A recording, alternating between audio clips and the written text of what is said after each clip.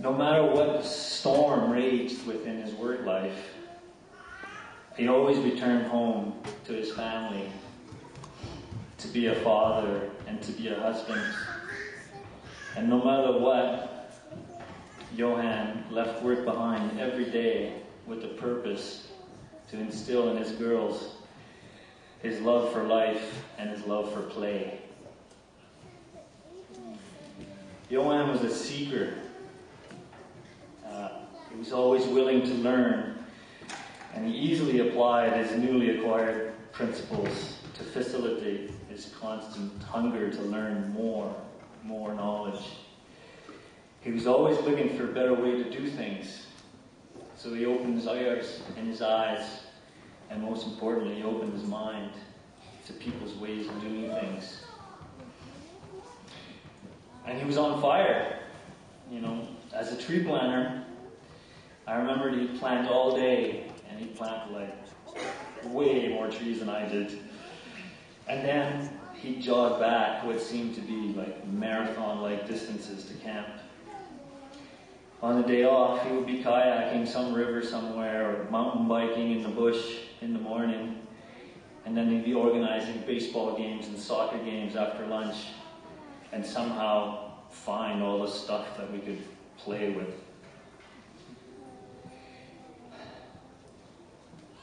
He was just a kid, and he was already a boss. He was running tree planting crews and introducing countless greeners to the finer aspects of slamming lots of trees in the ground, all the while keeping a big grin on his face, and it just seemed to come naturally to him.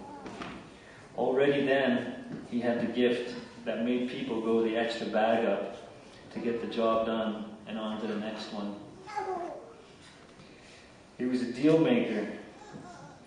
I remember when he subdivided his land here in Rossland and started building a house, and it just seemed like a huge undertaking to me for such a young guy.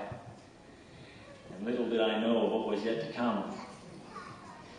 Yo's abilities to harness the energy within him and around him allowed him to succeed in creating what became his home. The home that nurtured his spirit, the home that nurtured his passion for wood, and the home that he began his family in. Johan was an artist. He started making furniture. Working away in that little shop of his, he crafted stools and benches and beds and tables of all kinds. And that work inspired so many of us. He could literally will the wood to take a shape that he wanted. And he wasn't afraid to go big either. He'd make dozens of pieces, for trade fairs and craft fairs and restaurants. Buy tables and chairs, And when he was making these furniture, in between the coats, he would take just a quick run up to the top of a glory and back.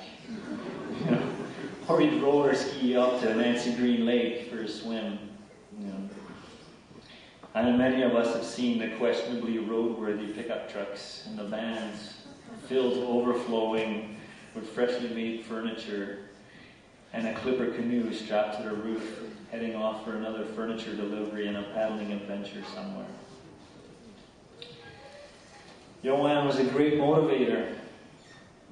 When he started renovation projects for his friends, his resourcefulness in tackling the task at hand became his greatest asset. He used his creativity that he nurtured in his shop to help his friends accomplish these projects. His enthusiasm and his infectious good cheer,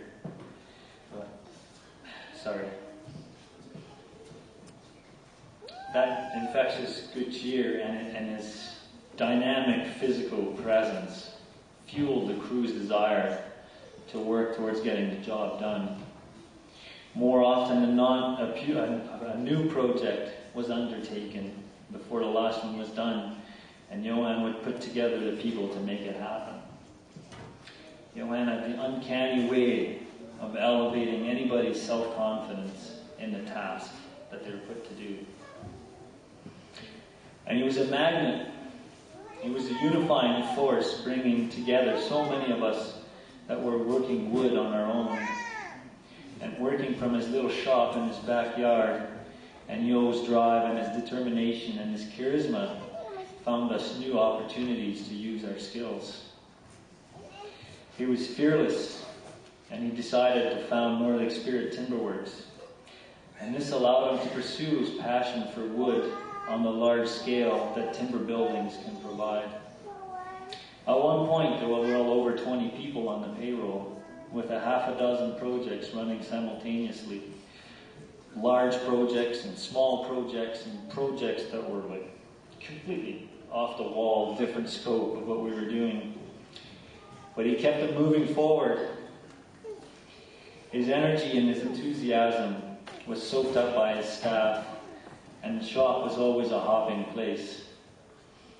And yet, like the sun that breaks through the storm clouds, Johan could always be counted on being the calming effect when issues arose, at which times ignited the emotions amongst the staff, or contractors, or clients. Johan's work legacy can be seen all over this town and far away, conspicuously in the form of timber frame structures visible to all those passing by, and very inconspicuously in people's homes in the form of furniture. Yet even these mountains of work could not contain Johan's abundant supply of energy. Johan's other passion came to light for me, and that was hockey. Once the shop relocated, he flooded his yard and created a skating rink. He often held hockey staff parties there in his backyard, and hockey percolated down through the shop from Johan. And on Thursday afternoons, the hockey came to be, and the shop became silent right in the middle of the work week, and I couldn't figure that one out. Most everyone was jumping at the opportunity to skip class with the teacher in order to go play a game. And as we grieve today the loss of this unbridled powerhouse of a being, I know that all of us who have worked closely with this man will undoubtedly take his spirit forward as we keep making our way without him. Thanks, Johan.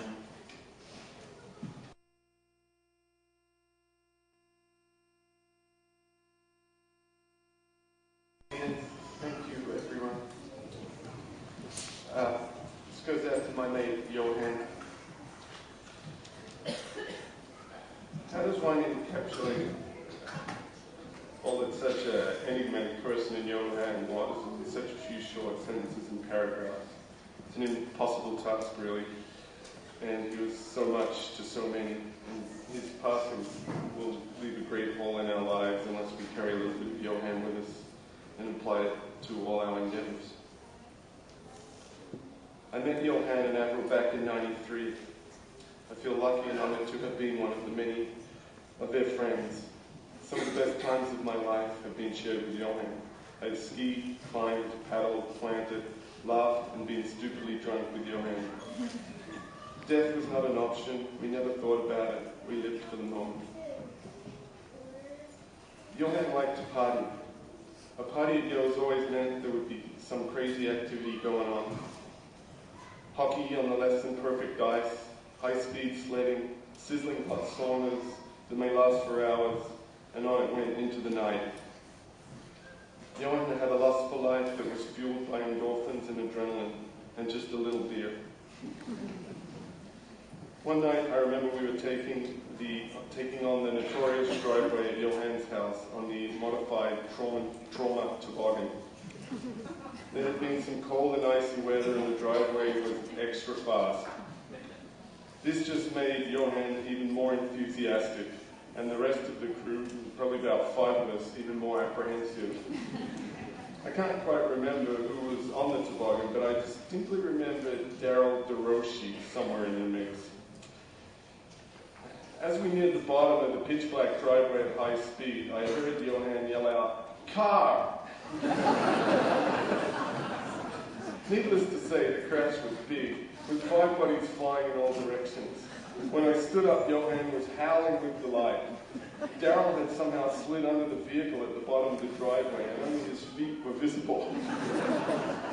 Also, he was stuck and required some extrication.